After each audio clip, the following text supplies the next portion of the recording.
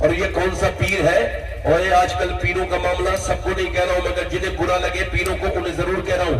پیر لوگ یہ کہتے ہیں بھائی تم میرے مرید ہو گئے، قیامت کے دن میرے ساتھ اٹھو گے، نہ یہ دیکھیں گے یہ کھاتا کیسا ہے، نہ یہ دیکھیں گے کماتا کیا ہے، نہ یہ دیکھیں گے کہ حرام ہے، نہ یہ دیکھیں گے کہ نمازی ہے کہ نہیں، بس تو میرے ساتھ اٹھے گا. تو سن، تیرے پیر نے تو یہ کہا تو اس کے ساتھ اٹھے گا، حالانکہ تو بے نمازی ہے، تیرے پیر کی بات کی کوئی حیثیت نہیں. میرے آقا فرماتے بے نمازی قیامت کے دن فرعون کے ساتھ اٹھے گا.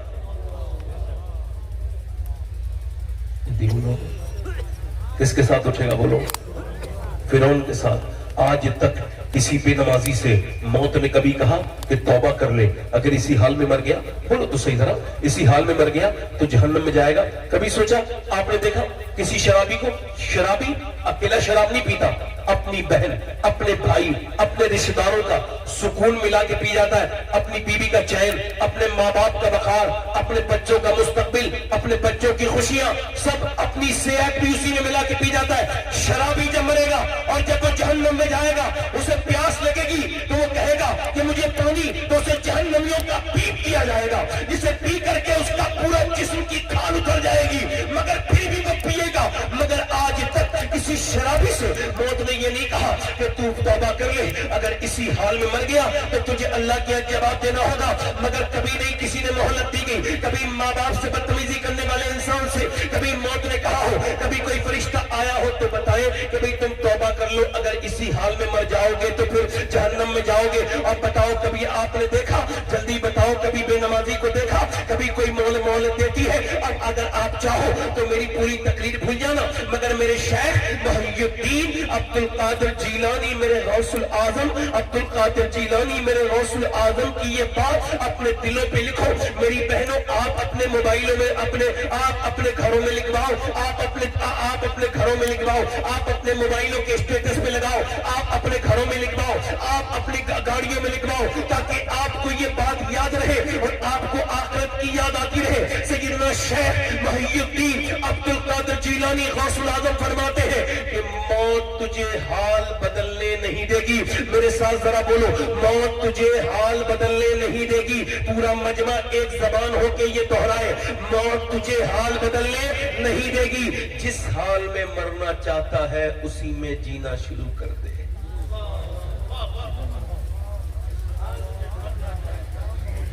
موت تجھے، جلدی بولو، ای کو کم کریں، ہلکا سا ٹریبل بڑھائیں. موت تجھے حال بدلنے، اے میرے بھائی، اے میرے نوجوان، اے میرے دوست، اللہ فرماتا ہے الحاکم التکاثر حتی زرتم المقابر. تمہیں غافل رکھا مال کی زیادہ طلبی نے. مال صبح مال سعودی تک چلا گیا، ممبئی چلا گیا، دلی چلا گیا مال کی وجہ سے، مگر میرا بھائی مسجد میں نہ جا سکا. اللہ فرماتا ہے تجھے غافل رکھا مال کی زیادہ طلبی نے. اب دیکھیں اللہ کے رسول فرماتے ہیں اگر اللہ آدم کی اولاد کو ایک جنگل بھر کے سونا دے دے تو یہ اسے ٹھکانے لگا کے دوسرے دن دوسرا جنگل تلاش کرنے نکل جائے گا. مال کی حبس اس کی ختم نہیں ہوگی. حضور علیہ السلام فرماتے ہیں انسان بوڑھا ہوتا ہے اس کی دو چیزیں جوان ہوتی ہیں. انسان جب بوڑھا ہوتا ہے تو دو چیزیں اس کی جوان ہوتی ہیں، دو خواہشیں، ایک تو جینے کی خواہش، دوسرا پیسے کی خواہش. یہ کبھی پوری نہیں ہوتی. انسان نے پیسہ جمع کیا، اتنا پیسہ جمع کیا، اب اس کی بہن آئی، میں پریشان ہوں، مگر وہ کہتا ہے میں نے اپنی بہن کی پریشانی اپنے پیسے سے اگر چاہتا تو دور کر سکتا تھا، اس کے آنسو پہنچ سکتا تھا، مگر میں نے اپنا مال بچانا تھا، انویسٹ کرنا تھا. میں نے اپنی بہن کو نظر انداز کیا، اگنور کیا، مگر اپنا پیسہ میں نے جمع کیا بینک میں. میرا بھائی پریشان تھا، میں چاہتا تو اسے دے سکتا تھا، مگر میں نے اپنا پیسہ بچایا اور زمین لے لی. میں نے یتیموں کو چاہتا تو میں ان کے آنسو پہنچ سکتا تھا. مجھے ایسے یتیموں کے بارے میں علم تھا جن کے پاس کتابیں نہیں، جن کے پاس گھر کے کپڑے نہیں. میں ایسی بیواؤں کو جانتا تھا جو اپنے بچوں کو کھانا نہیں کھلا پا رہی تھی،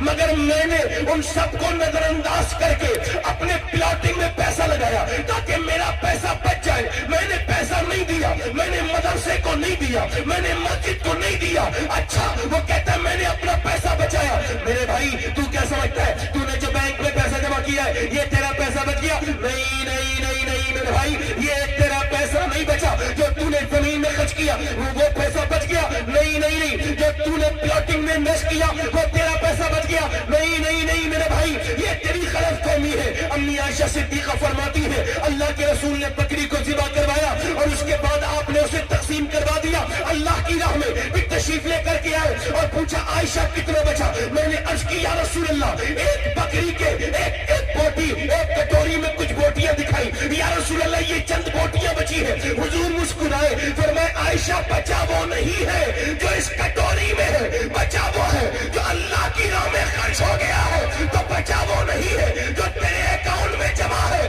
بچا وہ ہے جو تیری پریشان بہن کے کام آ گیا ہے، بچا وہ نہیں ہے جو تیری زمین میں لگا ہے، بچا وہ ہے جو تیرے پریشان بھائی کے کام آ گیا ہے، بچا وہ نہیں ہے جو تو نے اکاؤنٹ میں جمع کیا ہے، بچا وہ ہے جو کسی یتیم کے کام آ گیا ہے، بچا وہ ہے جو مسجد میں لگا ہے، بچا وہ ہے جو مدرسے میں لگا ہے۔ وہ میرے بھائی لوگ کہتے ہیں کوئی پیسہ کیا اپنی قبر میں بھی لے کے گیا ہے؟ ارے کیسے نہیں لے کے گیا ہے؟ عاشق رسول اپنا پیسہ دنیا میں چھوڑ کے نہیں جاتا، وہ بعد میں قبر میں جاتا ہے، اس کا پیسہ پہلے ہی چلا جاتا ہے۔